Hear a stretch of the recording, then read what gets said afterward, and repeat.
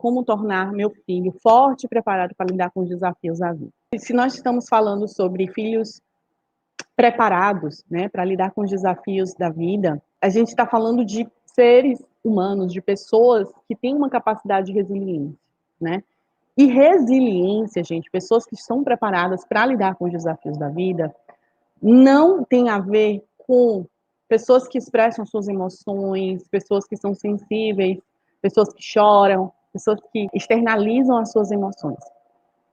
Pelo contrário, quanto mais a gente lida de forma natural com o que a gente sente, né? As pessoas que conseguem expressar através do choro, através da fala, quanto mais a gente consegue expressar o que a gente sente, mais a gente se torna forte, resiliente, preparado.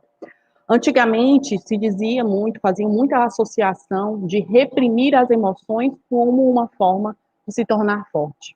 E hoje, né, a gente já sabe, a ciência já comprova que quando nós reprimimos, nós engolimos as nossas emoções, quando a gente não sabe lidar com elas, o contrário, isso torna um ser humano adoecido, pode gerar um adoecimento nessa pessoa.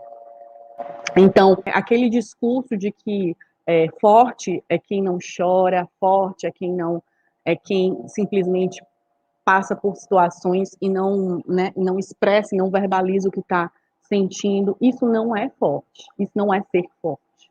Pelo contrário, quando as pessoas elas não conseguem lidar com as emoções, elas simplesmente absorvem, absorvem, absorvem, e elas não externalizam de uma forma saudável, isso pode trazer somatizações ao sujeito, pessoas que começam a desenvolver problemas de saúde, né, agravamento de quadros até com doenças imunológicas, como psoríase. Então, a gente precisa entender que todo o processo emocional, ele também interfere no nosso sistema, toda uma organização.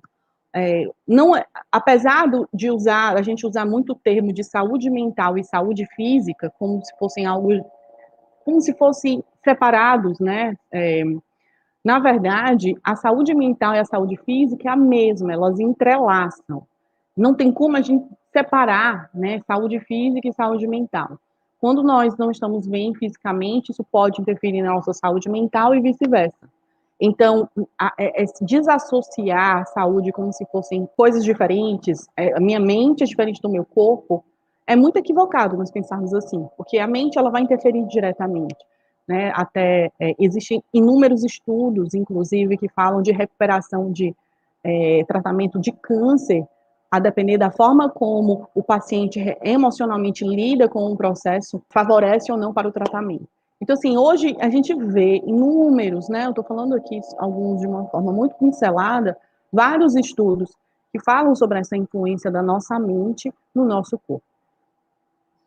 Então, primeira coisa, né, que nós precisamos entender é que essas influências, elas são reais e que a gente precisa investir, né, de fato, em propiciar saúde mental.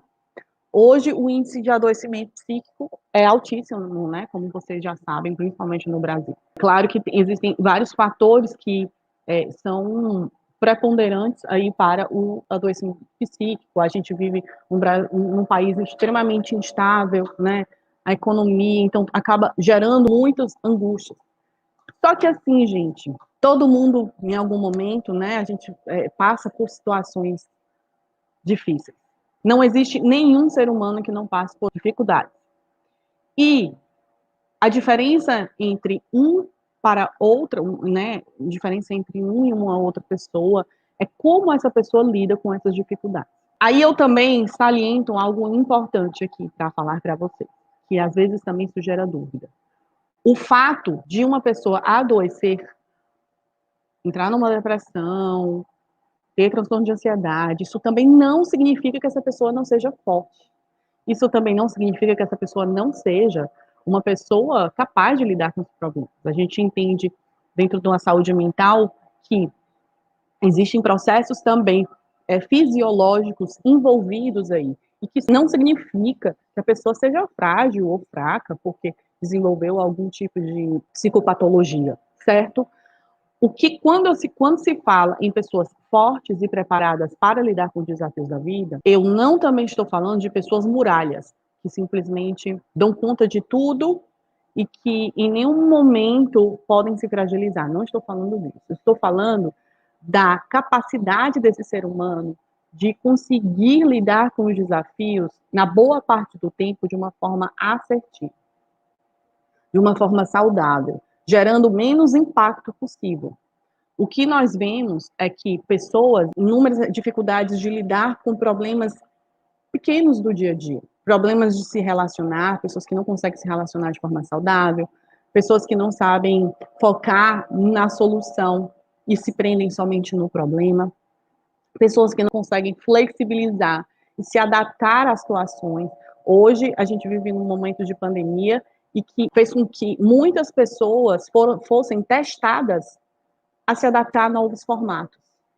Curiosamente, foi forçado. Então, a pandemia acabou forçando muitas pessoas, e várias pessoas, né, a se adaptar a um contexto. A gente está vendo aí escolas se adaptando do jeito que dá, né, profissionais se adaptando a formatos de atendimentos online. Então, vocês acreditam que todo mundo tem essa capacidade de adaptação, de flexibilização? Não, não é todo mundo. Então, quando eu falo de pessoas preparadas e fortes, eu estou falando de maior capacidade de adaptação em situações, desde situações extremas até situações do dia a dia que a gente consegue ter um jogo de cintura para se adaptar. Então, a primeira coisa, né, que a gente precisa pensar é que, se eu estou falando de saúde emocional, saúde psíquica, eu tenho que focar em aspectos emocionais. Então, para que eu consiga fortalecer uma criança, para que ela se torne preparada para os desafios da vida, eu preciso dar uma base sólida para essa criança de fortalecimento emocional. Como que a gente fortalece essas emoções da criança?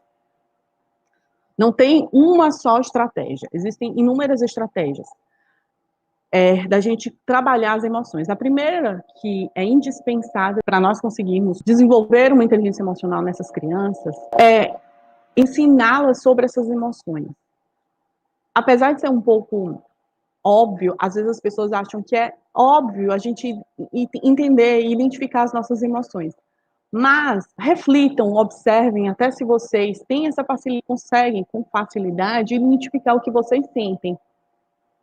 Eu como trabalho com saúde mental, então, pelo contato que eu tenho de volume, né, de atendimento, já atendi adultos, né, durante o período da minha carreira como profissional, eu atendo aí no público infantil e adolescentes, e o que eu vejo com muita frequência são pessoas que não conhecem o próprio corpo e não sabem o que estão sentindo.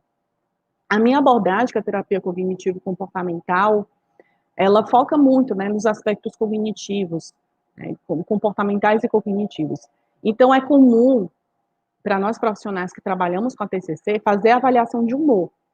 Então, é algo rotineiro. Então, todas as vezes que um paciente chega lá na clínica no atendimento, eu faço a avaliação de humor. Como é a avaliação de humor? É perguntar como essa pessoa está se sentindo. Qual é a emoção predominante naquele momento que esse paciente está ali comigo? E o curioso é que muitos dos pacientes não sabiam definir qual emoção que eles estavam sentindo. É muito curioso pensar como que adultos, adolescentes, eu não falo nem crianças que ainda estão no processo de conhecer essas emoções, mas adultos, adolescentes, não conhecem, não sabem o que estão sentindo. Muitas vezes chegavam com uma queixa de que não estavam bem, mas não sabiam identificar se eles estavam ansiosos, tristes, frustrados, com raiva. Então, essa educação emocional é uma base muito importante para a gente ensinar desde cedo sobre as nossas emoções.